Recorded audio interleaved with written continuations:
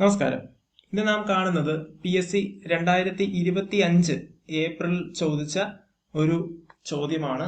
ഇത് beat forest officer പരീക്ഷയിൽ PSC ഓൺലൈനായി നടത്തിയ ഒരു ചോദ്യമാണ്. സ്പോർട്സുമായി ബന്ധപ്പെട്ട ഒരു ചോദ്യമാണ്. അപ്പൊ നിങ്ങൾക്കറിയാം PSC ട്രെൻഡ് മാറ്റിക്കൊണ്ടിരിക്കുകയാണ്. സാധാരണ സ്പോർട്സിൽ ഇത്രയധികം സ്റ്റേറ്റ്മെന്റ് തന്നിട്ടൊരു ചോദ്യം അങ്ങനെ അധികം കാണാറില്ല.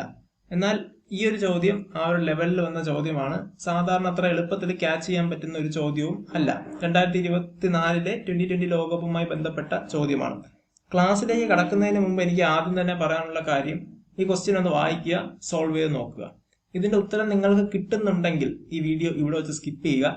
കാരണം നിങ്ങൾക്ക് ആ ടൈം നഷ്ടമാക്കേണ്ടുന്ന കാര്യമില്ല. കാരണം നിങ്ങൾക്ക് ഈ ടൈപ്പ് ക്വസ്റ്റ്യൻസ് കിട്ടും. ഇല്ലാന്നുണ്ടെങ്കിൽ വീഡിയോ പൂർണ്ണമായിട്ടും കാണുക. അതിനുശേഷമായിരിക്കും ഞാൻ ലാസ്റ്റ് ഈ ചോദ്യം സോൾവ് ചെയ്യുക. അപ്പോൾ ഇത് സ്കിപ്പ് ചെയ്യാൻ വേണ്ടിയിട്ടാണെങ്കിൽ ഇതിന്റെ ആൻസർ എന്ന് പറയുന്നത് ഇപ്പോൾ ചോദിച്ചിരിക്കുന്നത് 2024 നടന്ന 2020 ലോകകപ്പുമായി ബന്ധപ്പെട്ട് തെറ്റായ പ്രസ്താവന. ചോദ്യപേപ്പർ കിട്ടിയ ഉടൻ തന്നെ റൗണ്ട് ചെയ്ത് വയ്ക്കുക, തെറ്റായ പ്രസ്താവന. ഇതിൽ ഞാൻ ആൻസർ മുമ്പേ പറഞ്ഞേക്കാം. ഓപ്ഷൻ എ ആണ്. അത് ABC, ഈ 3 പ്രസ്താവനകളുമാണ് തെറ്റ്. ഇതിൽ 55 മത്സരങ്ങൾ മാത്രം ഉണ്ടായിരുന്നു എന്നുള്ള സ്റ്റേറ്റ്മെന്റ് മാത്രമാണ് ശരി. അപ്പൊ നമുക്ക് വീഡിയോയിലോട്ട് കടന്നാലോ. 2024 ICC T20 ലോകകപ്പ് എന്ന് പറഞ്ഞു. എന്താണ് ICC? ICC എന്ന് പറഞ്ഞാൽ ഇന്റർനാഷണൽ ക്രിക്കറ്റ് കൗൺസിലാണ് ICC.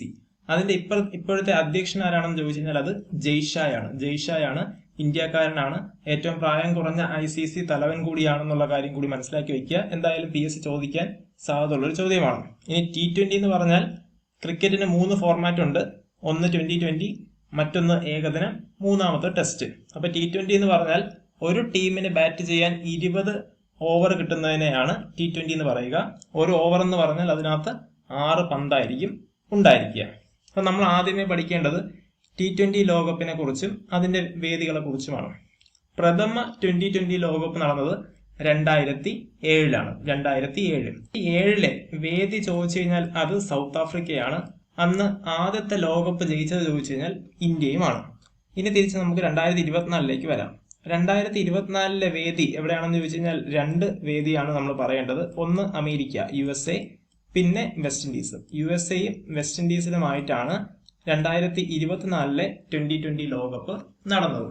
ഇനി അവിടെ നമ്മൾ പഠിക്കേണ്ടത് ഇപ്പൊ 2024 ഇനി 2026 ഓരോ 2 വർഷം കൂടുമ്പോഴാണ് T20 നടക്കുക.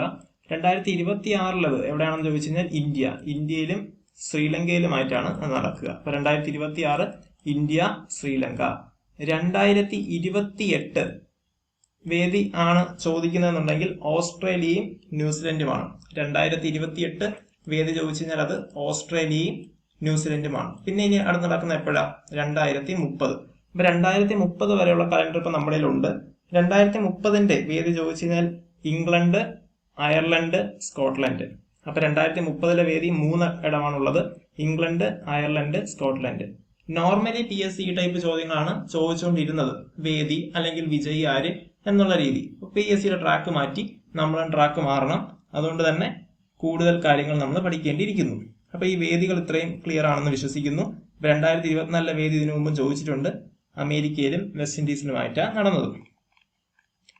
ഇനി അടുത്ത് നമുക്ക് 2024 2020 വരാം.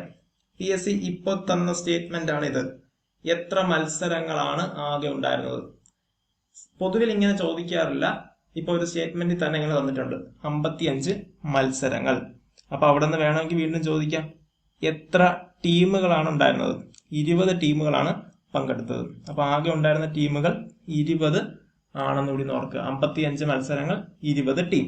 അടുത്ത് നമ്മൾ ഓർക്കേണ്ടത്, ആദ്യമായിട്ട് 2020 ലോകകപ്പ് കളിക്കുന്ന രാജ്യങ്ങൾ ഏതൊക്കെയാണ്? ഒന്ന് ഉഗാണ്ട, മറ്റൊന്ന് അമേരിക്ക, 3 കാനഡ. അപ്പോൾ അമേരിക്ക, കാനഡ, ഉഗാണ്ട, ഇവര് 3 പേരും 2020 ആദ്യമായിട്ടാണ് കളിക്കുക, 2020 ലോകകപ്പ് കളിക്കുന്നത്. അടുത്തെഴുതിയിരിക്കുന്ന ഒരു പോയിന്റ് ആണ് സഞ്ജു സാംസൺ. എന്താണ് പ്രത്യേകത? ICC T20 ലോകകപ്പിൽ ഇടം നേടിയ മലയാളി താരമായിരുന്നു സഞ്ജു സാംസൺ. നമ്മൾ ഓർത്തു വെക്കേണ്ടത്, ലോകകപ്പ് കളിക്കുന്ന 3ാമത്തെ മലയാളി താരമാണ് സഞ്ജു സാംസൺ. 1983 ടൂർണമെന്റിൽ മലയാളി താരം ഉണ്ടായിരുന്നു. 2011 ഉണ്ടായിരുന്നു. അത് രണ്ടും ഏകദിന ലോകകപ്പാണ്. എന്നാൽ 2020 ലോകകപ്പിൽ ആദ്യമായിട്ട് കളിക്കുന്ന താരമാണ് സഞ്ജു സാംസൺ. അപ്പോൾ ഈ വർഷം നമുക്ക് കിരീടവും കിട്ടി. 2011 ഏകദിന ലോകകപ്പിൽ ഉണ്ടായിരുന്ന താരം ആരാണെന്ന് നിങ്ങളൊന്ന് കമന്റ് ചെയ്യുക. ഇനി ബാർബഡോസ്. ഫൈനൽ നടന്ന സ്ഥലമാണ് വെസ്റ്റ് ഇൻഡീസിലെ ബാർബഡോസ്. PSC ഇത്രയും ഇറങ്ങി ചോദിച്ച സ്ഥിതിക്ക് ഇനി അടുത്ത ചോദ്യം ചിലപ്പോ ആ സ്റ്റേഡിയത്തിന്റെ പേരായിരിക്കും കെൻസിംഗ്ടൺ ഓവൽ സ്റ്റേഡിയം ബാർബഡോസ് ആണ്. Kensington oval stadium Barbados. പണ്ടൊരിക്കൽ ഒഫീഷ്യൽ തീം സോങ് ചോദിച്ചിട്ടുണ്ട്. ഈ ടൂർണമെന്റിന്റെ 2024 ടൂർണമെന്റിന്റെ ഒഫീഷ്യൽ തീം സോങ് ആണ് ഔട്ട് ഓഫ് ദിസ് വേൾഡ്. അപ്പൊ ഔട്ട് ഓഫ് ദിസ് വേൾഡ് എന്തിന്റെ തീം സോങ് ആണെന്ന് ചോദിച്ചു കഴിഞ്ഞാൽ അത് ICC T20 ലോകകപ്പിന്റെ തീം സോങ് ആണ്. ഇനി ഉണ്ടായിരുന്നത് ഈ ലോകകപ്പിന് 4 അംബാസഡേഴ്സ് ഉണ്ടായിരുന്നു. 4 അംബാസഡേഴ്സ് ആരൊക്കെയാണ്? 1 Usain bolt, 2 Yuvraj Singh, 3 Chris Gayle, 4 Shahid Afridi. ഇവിടെ ഉള്ളൊരു കൺഫ്യൂസിംഗ് ഏരിയ എന്ന് പറഞ്ഞു കഴിഞ്ഞാൽ അവസാനം എഴുതിയിരിക്കുന്ന 3 പേരും ക്രിക്കറ്റ് പ്ലെയേഴ്സ് ആണ്. എന്നാൽ ഉസൈൻ ബോൾട്ട് നമുക്കറിയാം, അദ്ദേഹം ഒരു റണ്ണറാണ്. ആ കാര്യങ്ങൾ നമുക്കറിയാവുന്നതാണ്. ഒളിമ്പിക്സിൽ മെഡൽ നേടിയിട്ടുള്ള താരമാണ് ഉസൈൻ ബോൾട്ട് എന്നൊക്കെയുള്ള നമ്മൾ കണ്ടിട്ടുണ്ട്. ബാക്കി 3 പേരും ക്രിക്കറ്റ് പ്ലെയേഴ്സ് ആണ്. അതേസമയം ഉസൈൻ ബോൾട്ട് ഒരു ക്രിക്കറ്റ് പ്ലെയർ അല്ല. ഇനി യുവരാജ് സിംഗ് നമുക്കറിയാം, ഇന്ത്യക്കാരനാണ് യുവരാജ് സിംഗ്. 2011 ഏകദിന ലോകകപ്പിലെ പ്ലെയർ ഓഫ് ദി ടൂർണമെന്റ്, അതായത് ടൂർണമെന്റ് മൊത്തത്തിലെടുത്താൽ അതിന്റെ താരവും യുവരാജ് സിംഗ് ആയിരുന്നെന്ന് ഓർത്തു വെക്കുക. അപ്പൊ ഇത്തരം കാര്യങ്ങൾ അംബാസഡർമാരെ കുറിച്ചുകൂടി ഒന്ന് മനസ്സിലാക്കുക. അപ്പൊ നമ്മൾ ഇതുവരെ പറഞ്ഞത് 20 ടീമാണ് പങ്കെടുത്തത്. അതിൽ 55 മത്സരങ്ങൾ ഉണ്ടായിരുന്നു. PSCയുടെ ചോദ്യമാണ് 55 മത്സരങ്ങൾ. ആദ്യമായിട്ട് പങ്കെടുത്ത രാജ്യങ്ങളാണ് ഉഗാണ്ട, USA, കാനഡ. കളിത്താരത്തെ നമ്മൾ പറഞ്ഞു സഞ്ജു സാംസൺ. അതേപോലെ ഫൈനൽ നടന്ന സ്ഥലം ബാർബഡോസ് ആണ്. ബാർബഡോസിലെ കെൻസിംഗ്ടൺ ഓവൽ സ്റ്റേഡിയമാണ് ആ വേദി എന്ന് കൂടി ഒന്ന് ഓർത്ത് വയ്ക്കുക. Official theme song out of this world. ഇനി നമ്മൾ വരുന്നത് ഈ ടൂർണമെന്റ് വിജയിച്ചതാര്, പരാജയപ്പെട്ടത് അല്ലെങ്കിൽ ഫൈനലിൽ പരാജയപ്പെട്ടതാര് തുടങ്ങിയ കാര്യങ്ങളാണ്. ഇതെല്ലാം PSC സ്ഥിരമായി എല്ലാ പരീക്ഷകൾക്കും ചോദിച്ചുകൊണ്ടിരിക്കുന്ന ചോദ്യങ്ങളുമാണ്. അപ്പൊ വിജയിച്ചതാരാണ്? നമ്മുടെ രാജ്യം തന്നെയാണ്, ഇന്ത്യയാണ് വിജയിച്ചത് ഇന്ത്യയാണ്. ഇന്ത്യയുടെ ക്യാപ്റ്റൻ ആരായിരുന്നു? രോഹിത് ശർമ്മ. ഇന്ത്യയുടെ ക്യാപ്റ്റൻ രോഹിത് ശർമ്മ. അദ്ദേഹത്തെയാണ് ഹിറ്റ്മാൻ എന്ന് വിശേഷിപ്പിക്കുന്നത്. ഹിറ്റ്മാൻ എന്ന് വിശേഷണമുള്ള താരം ചോദിച്ചാലും രോഹിത് ശർമ്മയാണ്. ഇനി റണ്ണേഴ്സ് അപ്പ് അല്ലെങ്കിൽ ഫൈനലിൽ പരാജയപ്പെട്ടത് ആരാണെന്ന് ചോദിച്ചു കഴിഞ്ഞാൽ സൗത്ത് ആഫ്രിക്കൻ ടീമാണ്. South African team. അവരുടെ ക്യാപ്റ്റൻ ചോദിച്ചു കഴിഞ്ഞാൽ Ethan Markram. AIDEN. Ethan Markram ആണ് അവരുടെ ക്യാപ്റ്റൻ. അതങ്ങനെ ചോദിക്കാൻ സാധ്യതയില്ല. എങ്ങാനും ചോദിച്ചാൽ നമുക്ക് ഓപ്ഷൻ കാണുമ്പോൾ ഒന്ന് ഓർമ്മ വരണം. ഇതിനു വേണ്ടി ഒന്ന് കേട്ട് വച്ചിരുന്നാൽ മതി. അടുത്ത് ഇതൊരു ഇമ്പോർട്ടന്റ് ആണ്, ജസ്പ്രീത് ബുംറ. എന്താണ് അദ്ദേഹത്തെ എഴുതാനുള്ള കാരണം? ടൂർണമെന്റിന്റെ താരം. ടൂർണമെന്റ് മൊത്തത്തിൽ പരിഗണിച്ചു കഴിഞ്ഞാൽ ഈ ടൂർണമെന്റിന്റെ മികച്ച താരമായിട്ട് എടുത്ത് ചോദിച്ചു കഴിഞ്ഞാൽ ഇന്ത്യൻ ബൗളറായ ജസ്പ്രീത് ബുംറയാണ്. അടുത്തിനി ഫൈനലിന്റെ മത്സരം നടക്കുമല്ലോ. ഇന്ത്യയും സൗത്ത് ആഫ്രിക്കയും കൂടിയാണ് അവസാന മത്സരം നടന്നത്. ആ മത്സരത്തിലെ താരം, ഫൈനലിലെ താരം ചോദിച്ചു കഴിഞ്ഞാൽ അത് ഇന്ത്യൻ താരമായ വിരാട് കോഹ്ലിയാണ്. അടുത്ത് ഏറ്റവും കൂടുതൽ റണ്ണ് എന്ന് വെച്ചാൽ ബാറ്റ് കൊണ്ട് സ്കോർ ചെയ്യുന്നതിനെയാണ്. ഏറ്റവും കൂടുതൽ റണ്ണ് നേടിയ താരം ആരാണെന്ന് ചോദിച്ചു കഴിഞ്ഞാൽ അത് റഹ്മാനുള്ള ഗുർബാസ് ആണ്. ഈ പേര് PSC തന്നിരുന്നു. PSC അവിടെ ചോദിച്ചത് ഇദ്ദേഹത്തിന്റെ രാജ്യം ഏതെന്നാണ് നമ്മുടെ ഫസ്റ്റ് സ്റ്റേറ്റ്മെന്റ്. ഇദ്ദേഹത്തിന്റെ രാജ്യം അഫ്ഗാനിസ്ഥാനാണ്. അപ്പോൾ ഏറ്റവും കൂടുതൽ റണ്ണ് നേടിയത് റഹ്മാനുള്ള ഗുർബാസ് ആണ്, അഫ്ഗാനിസ്ഥാൻ. ഇനി ഏറ്റവും കൂടുതൽ വിക്കറ്റ് നേടിയത് 2 താരങ്ങളാണ്, അർഷദീപ് സിംഗും ഫസൽ ഹക്ക് ഫാറൂഖി. ഇതിൽ അർഷദീപ് സിംഗ് ഇന്ത്യൻകാരനാണ്, അതേസമയം ഫസൽ ഹക്ക് അഫ്ഗാനിസ്ഥാൻ താരമാണ്. ഏറ്റവും കൂടുതൽ റണ്ണ് നേടിയ താരമാണ് റഹ്മാനുള്ള ഗുർബാസ്. എന്നാൽ രണ്ടാം സ്ഥാനത്ത് ഏറ്റവും കൂടുതൽ റണ്ണ് നേടിയ ആരാണ്? രണ്ടാമത് ഏറ്റവും കൂടുതൽ റണ്ണ് നേടിയ ആരാണെന്ന് ചോദിച്ചാൽ അത് ഇന്ത്യയുടെ ക്യാപ്റ്റനായിരുന്ന രോഹിത് ശർമ്മയായിരുന്നു ഏറ്റവും കൂടുതൽ റണ്ണ് നേടിയ രണ്ടാമത്തെ താരം. അത് നമ്മളൊരു സ്റ്റേറ്റ്മെന്റ് ആയിട്ട് വരുന്നുണ്ട്. എന്നാൽ മൂന്നാമത്തെ താരം ആരാണെന്ന് ചോദിച്ചു കഴിഞ്ഞാൽ ട്രാവിസ് ഹെഡ് ആണ്. TRAVIS. ഓസ്ട്രേലിയയിലെ താരമായ ട്രാവിസ് ഹെഡ് ആണ് മൂന്നാം റാങ്ക് അല്ലെങ്കിൽ മൂന്നാമത് റൺസ് കൂടുതൽ നേടിയ താരം എന്നുകൂടി ഒന്ന് മനസ്സിലാക്കി. ഇന്ത്യയും കൂടെ പറഞ്ഞ് നമുക്ക് ഈ T20 ലോകകപ്പിനെ കുറിച്ചുള്ളത് അവസാനിപ്പിക്കാം.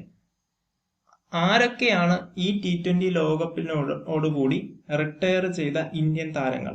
ഒന്ന് ഇന്ത്യൻ ക്യാപ്റ്റനായ രോഹിത് ശർമ്മ, 2 ഫൈനലിലെ താരമായ വിരാട് കോഹ്ലി, 3 രവീന്ദ്ര ജഡേജ.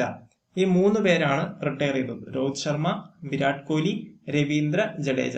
ആ രീതിയിലും റിട്ടയർ ചെയ്തതാര് എന്ന രീതിയിലുള്ള ചോദ്യങ്ങൾ നമുക്ക് പ്രതീക്ഷിക്കാം. അപ്പൊ ഇത്രയും ആയപ്പോ ഇപ്പോ നിങ്ങൾ ഈ ചോദ്യം അറ്റൻഡ് ചെയ്യാനുള്ള പ്രാപ്തി നേടിയെന്ന് ഞാൻ വിശ്വസിക്കുന്നു. അപ്പൊ ഈ ചോദ്യം ഒന്ന് വായിച്ചാലോ. 2024 നടന്ന T20 ലോകകപ്പ് ക്രിക്കറ്റിനെ കുറിച്ചുള്ള തെറ്റായ പ്രസ്താവനകൾ കണ്ടെത്തുക.